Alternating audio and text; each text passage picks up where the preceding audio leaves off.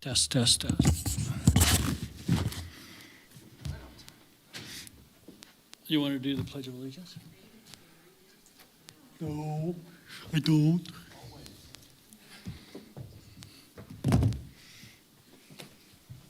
Welcome and congratulations. Thank you. For you guys supporting me and invite me back. Cam, going to start the recording. Recording in progress. All right, everybody, let's call the Board of Adjustments meeting to order. It is June 5th at 1:30. Can we get a determination of quorum, please? Rob Pierce, Present? Peter Gashawn, Present. Kathy Julian, Present. Leo Harishny, Present. and Commissioner Don Christensen does have an excused absence. He will not be present today. All right, We have a quorum. thank you. Are we all please join us for the Pledge of Allegiance? I pledge allegiance to the flag of the United States of America and to the republic for which it stands, one nation, under God, indivisible, with liberty and justice for all. All right, may we please have the ethics law announcement, Ms. Hickman? Board members are reminded that if, with respect to any matter or person coming before the board, you've received a gift or loan, you have a pecuniary interest, you have a commitment in a private capacity such as family, employment, business, or similar relationship, or if you've provided representation or counseling before an agency to a person or entity for compensation within the last year, you must disclose that gift, loan, interest, commitment, or prior representation at the time the matter is being considered. You must furthermore abstain from deliberation or voting on the matter if it's clear the gift, loan, interest, commitment, or prior representation would materially affect the independence of judgment of a reasonable person. Board members are also reminded that under the Board of Adjustment rules, if you've had any contact outside this meeting with any person interested in a matter coming before the board, you should disclose the nature of that contact at this meeting. This meeting is being held in County Commission chambers and via Zoom. To attend via Zoom, please log into the Zoom webinar using the link on the agenda. You can also join the meeting by typing zoom.us into your browser, clicking Join a Meeting, and entering the meeting ID 872-1567-5749. Alternatively, somebody can attend this meeting via telephone only by dialing 1-669-900-9128, entering the same meeting ID and pressing pound. For those wishing to provide public comment via Zoom, please utilize the raise hand feature during any public comment period. To provide public comment via telephone only, press star 9 to raise hand and star 6 to mute and unmute. Thank you very much. Can we please have the appeal procedure, Mr. Lloyd? Yeah, most decisions rendered by the Board of Adjustment are appealable to the Board of County Commissioners. If you disagree with the decision of the Board of Adjustment and qualify as an aggrieved person or party, you may appeal in writing within 10 calendar days from the date that the decision being appealed is reduced to writing, filed with the Secretary of the Board of Adjustment, and mailed to the original applicant in the proceeding being appealed in accordance with Washoe County Code. Please call the planning staff immediately at 328-6100 for information on the appeal procedure and the application fee. Thank you. At this time, I'd like to open up general public comment. Do we have any general public comment? I have no general public comment in chambers. I have no hands raised in Zoom. Okay, I'd like to make public comment. My name is Rob, for the record. I'd like to recognize Brandon's birthday today. Thank you for having Thank a you. birthday. Thank you for your hard work and dedication. 1 year closer to death. Thank you for the reminder. Yes, sir. All right. With that, I'll close public comment. Bring it on to approval of today's agenda. We do have one change today, and that is item 8C. It is the case for the Ellis. It is going to be postponed, possibly heard next month. Other than that, there is no other changes that I'm aware of.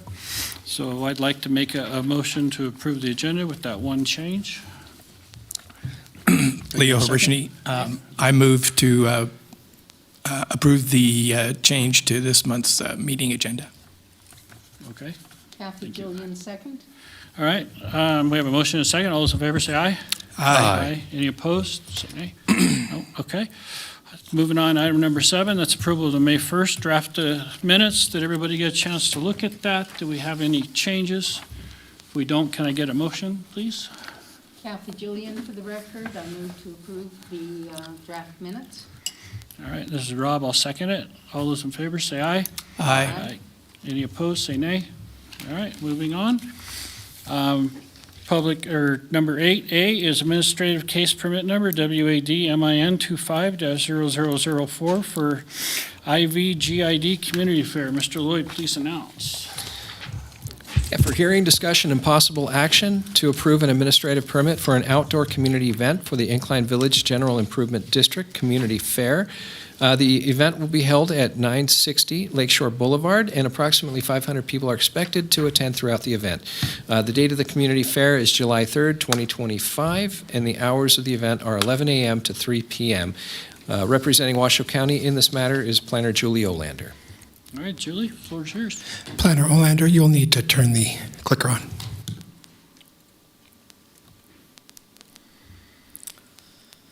Good afternoon, Julie Olander, for the record. So this is a request for an administrative permit to allow for an outdoor community event business license with conditions for the community fair to be held at 960 Lakeshore Boulevard in Incline on July 3rd. The event qualifies as an outdoor event under Washoe County Code, and an administrative permit is required. So the fair is, like I said, on July 3rd. It's from 11 a.m. to 3 p.m. It's a free event. It's open to the public, includes local businesses, organizations, and community groups. The activities include games, food, giveaways, a bounce house, and community information. The community fair is anticipating about 500 attendees, and the fair is very informal. It's just a walk-in event in the open field. And here's sort of a layout. Field. Oh, so here's a layout of the site. You see where Aspen Grove is, and then the Village Green parking area, and then the community fair. This is has the fire extinguisher marks on it, but it was the best overall view of the site that the applicant provided. So you have an overall view of where everything's laid out. Various agencies did review the application, and their comments are included in the staff report. Those agencies that had conditions are included in the conditions of approval. Oops. I had a little noticing map in there, I thought. Oh, there it is. Sorry. Oh, clicking too fast. 123 parcels were noticed. I didn't receive any emails or phone calls. And I provide a possible, staff is able to make all 4 findings as shown in the staff report, and I provide a possible motion. I believe the applicant is online on the phone. She should be Kristen? And she's Yes, I available have for Kristen Lee. I'm going to. She doesn't have a presentation, but she's available for any questions if you might have any for her, and I'm available for any questions. Okay, if she doesn't have a presentation, then She did have her hand raised. Kristen, if you wanted to say something, you're more than welcome to. Please unmute. I'm just here to answer any questions. That's all. Should you have any. wonderful. Thank you. Thank you. Does the board Thank you. Does the board have any questions before we go to public comment? Okay, do we have any public comment? I have no public comment in chambers. I have no hands raised on Zoom. Okay, back to the board. Any discussion or questions? Okay, I'll open it up to a motion. I'll make a motion. After Julian, for the record, I move that after giving reasoned consideration to the information contained in the staff report and information received during the public hearing, the Board of Adjustment approve administrative permit case number WAD-MIN 25-0004 for Incline Village General Improvement District, having made all 5 findings in accordance with the Washoe County Development Code Section 110.808.25. Wonderful. I'll second that. So we have a motion and a second. All those in favor say aye. Aye. Any opposed say nay. Okay, motion passes unanimously. That moves us on to 8B, amendment of conditions, case number WAC 25-0003 for Eagle Canyon North permanent flood control for WSUP 21-0027. Mr. Lloyd, can you please announce? Yeah, for hearing, discussion, and possible action to approve an amendment of conditions for special use permit case number WSUP 21-0027, the Eagle Canyon North permanent flood control, to modify conditions related to screening and barriers surrounding the flood control areas. And representing Washoe County in this matter, Senior Planner Courtney Weike. All right, Courtney, welcome. The floor is yours. Thank you. Courtney Weike, Senior Planner with Washoe County. As Mr. Lloyd just stated, the item before you is WAC 25-0003 for Eagle Canyon North Permanent Flood Control, which is an amendment of conditions for WSUP 21-0027. Go ahead, you're good. Okay, we're moving. Okay, a little bit of background. The project is located on 3 parcels in the Spanish Springs planning area and is approximately 10 acres in total for the project area. There's a mix of medium-density suburban and open space regulatory zones. The parcel immediately to the east is tribal lands owned by the Reno Sparks Indian Colony and is approximately 13,000 acres. In 2021, the Board of Adjustment approved a special use permit, WSUP 21-0027, with conditions of approval for major grading improvements of an existing flood control facility for the adjacent Eagle Canyon North Homeowners Association. The proposal expanded a drainage channel and deepened an existing retention basin. It also proposed to stabilize the flood channel by adding rock on the sides of the ditch. The facility is somewhat visible from both Calle de la Plata and from, I'm Fugels Drive. I knew I was going to butcher it, so please, if you know how to pronounce that, let me know. The staff planner reviewing the proposal at that time found evidence that the facilities were being utilized by drivers of off-highway vehicles, or OHVs, as a recreational area, which resulted in substantial degradation of the flood control facility. As a result, staff proposed a handful of conditions to prevent the OHV use onto the site. Fast forward to today, the applicant notes that over the course of construction and inspection for the various building permits, regular observations of OHV use are still occurring in spite of these conditions. In response, the applicant has submitted a request to amend 3 conditions of approval from the original SUP. Above are the 3 conditions. Condition 1C, Roman numeral 1, 2, and 3. And all 3 of these conditions are related to placing either boulders of a certain size or a chain link fence surrounding the flood control facility. And I can read those verbatim if you'd like. The applicant provided the above site plan, which was included in the staff report. The areas shown in orange indicate what was approved as part of the special use permit, and the areas in green illustrate the location of the requested amendments from the original application. Following a request for agency review of the application, the Reno Sparks Indian Colony expressed an interest in exploring alternatives to using boulders as a deterrent for the OHV use.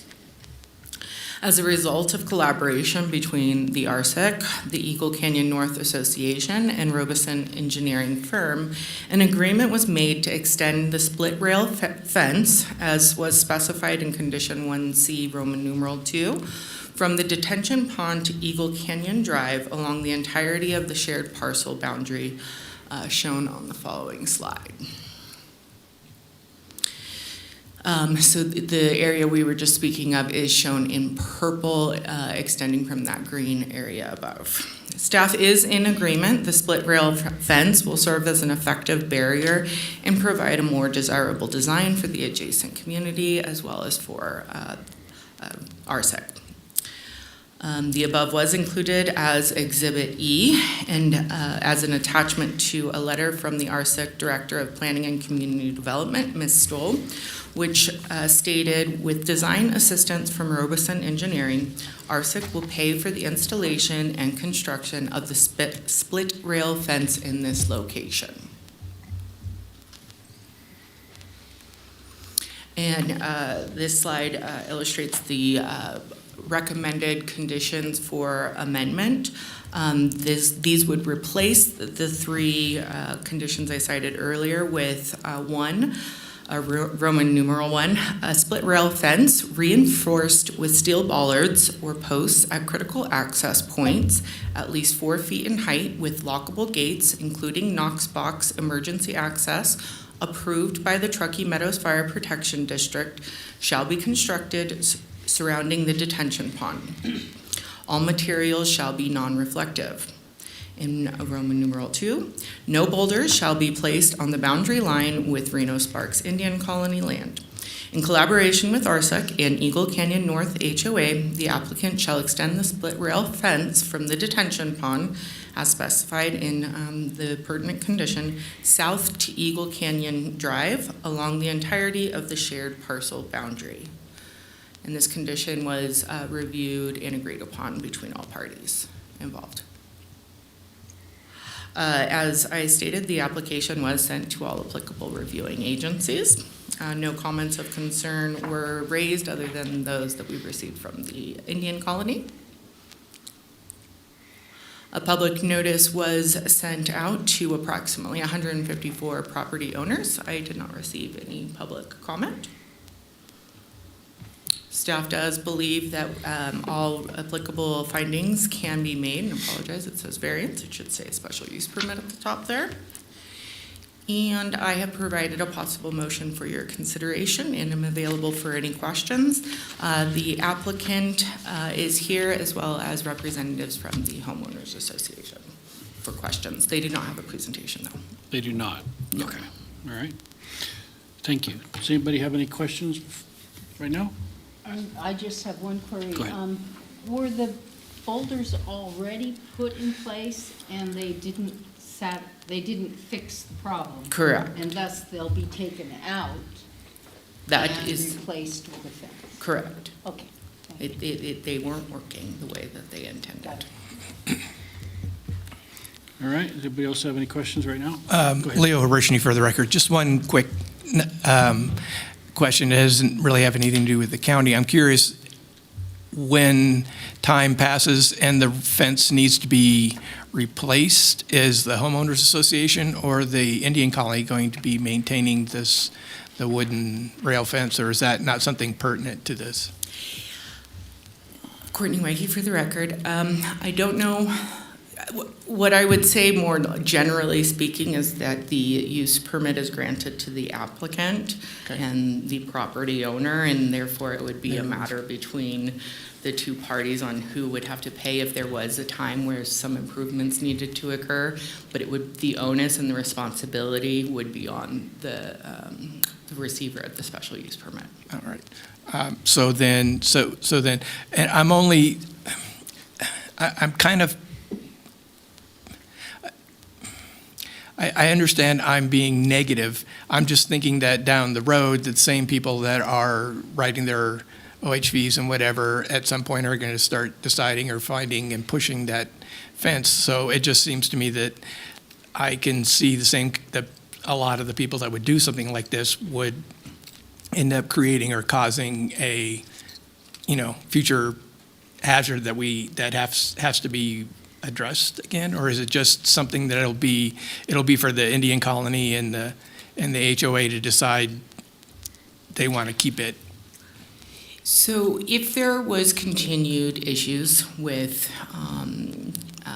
OHV use, or the fence was maybe not working appropriately or damaged in any way, the condition requires that it be in place. So Gotcha. it potentially would or could trigger a code enforcement action that then would state, per your conditions of approval, you must have the fence in this sort of condition as specified. Good. That makes So it's me in feel perpetuity, essentially. That makes me feel a little more comfortable. I understand, knowing, because I back up to open space. I actually Right. back up to BLM land, and I am constantly having to interact with OHVers.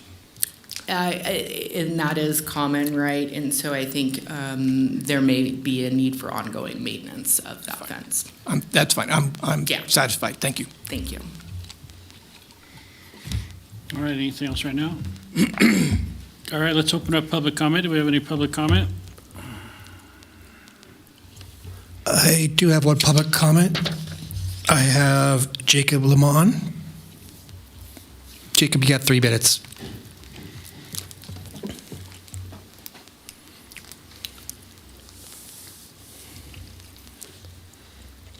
Hello, everybody. My name's Jacob Lamont. I'm a board member for Eagle Canyon North HOA. Just wanted to stop in. My only comment is that the cost of this project is being bared by all of us homeowners. We're not a contractor. It's not a for-profit. So anything that helps reduce any of the cost. The OHV are an issue. We both, I've been to meetings with Reno Sparks Indian Colony's planning department. We've established a very good working relationship. Nathan at Robinson and Eric and some of his colleagues have also established a really good working relationship. Maintenance has come up. At this point, that section of fence, Reno Sparks Indian Colony was going to bear the burden of that cost. But we haven't finalized maintenance and things like that, but we both have a vested interest. For us, it's damaging something that I think is somewhere in the neighborhood of $800,000, which is an enormous sum for, homeowners.